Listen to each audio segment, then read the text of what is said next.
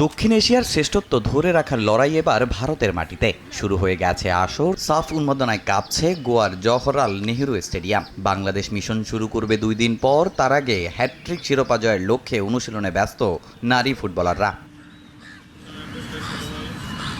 Warm up দিয়ে শুধু fitness নয়, বল নিয়ন্ত্রণ, পাসিং আর নিজেদের মধ্যে ম্যাচ সিনারিতে তৃতীয় দিনের অনুশীলন করেছেন আফিদা, ঋতুপর্ণারা। কোচ পিটার বাটলারের অধীনে দল এখন আত্মবিশ্বাসী, লক্ষ্য আরেকটি সাফ শিরোপা। আমাদের দলের সার্বিক অবস্থাটা মেয়েরা খুব হার্ড ওয়ার্ক করছে, করার পর আমরা এখানে আসছি। ট্রেনিংয়ে আমরা ফেজ অফ প্লেতে ছিলাম, আমাদের ট্যাকটিক্যাল কাজগুলি হয়েছে যে আমরা কিভাবে ডিফেন্ডিং করব এবং কিভাবে অ্যাটাকিং করব, এটা নিয়ে কোচ অনেকবার কাজ করেছে যে শেপটা কিভাবে ঠিক রাখবো উইথ বলে এবং উইদাউট বলে। থাইল্যান্ডে খুব ভালো একটা সেশন করেছি। থাইল্যান্ডে আমাদের ক্যাম্পটা খুব ভালো হয়েছে।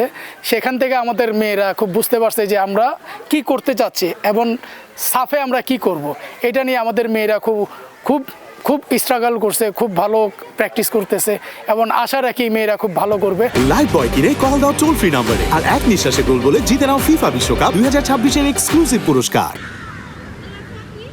সাফের আগে থাইল্যান্ডে প্রস্তুতি ক্যাম্প করেছে বাংলাদেশ। সেখানে প্রস্তুতি ম্যাচেও মিলেছে ইতিবাচক ফল। বৃহস্পতিবার মালদ্বীপের বিপক্ষে ম্যাচ দিয়ে টুর্নামেন্ট শুরু করবে বাংলাদেশ। এরপর 31 মে স্বাগতিক ভারতকে মোকাবেলা করবে লাল সবুজ। প্রতিপক্ষ অলওয়েজ অল টাইম প্রতিপক্ষ তারা সবসময় শক্তিশালী।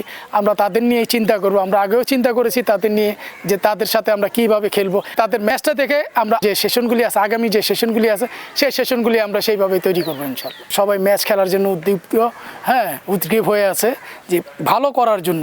ভালো করতে হলে মেয়েরা অনেক স্ট্রাগল করতেছে। শিরোপা ধরে রাখার মিশনে এবার আরও পরিণত বাংলাদেশ। এই দলটির এখন আছে এশিয়ান কাপ খেলার অভিজ্ঞতা।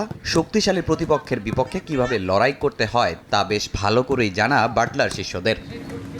তামিম হোসেন, সময় সংবাদ।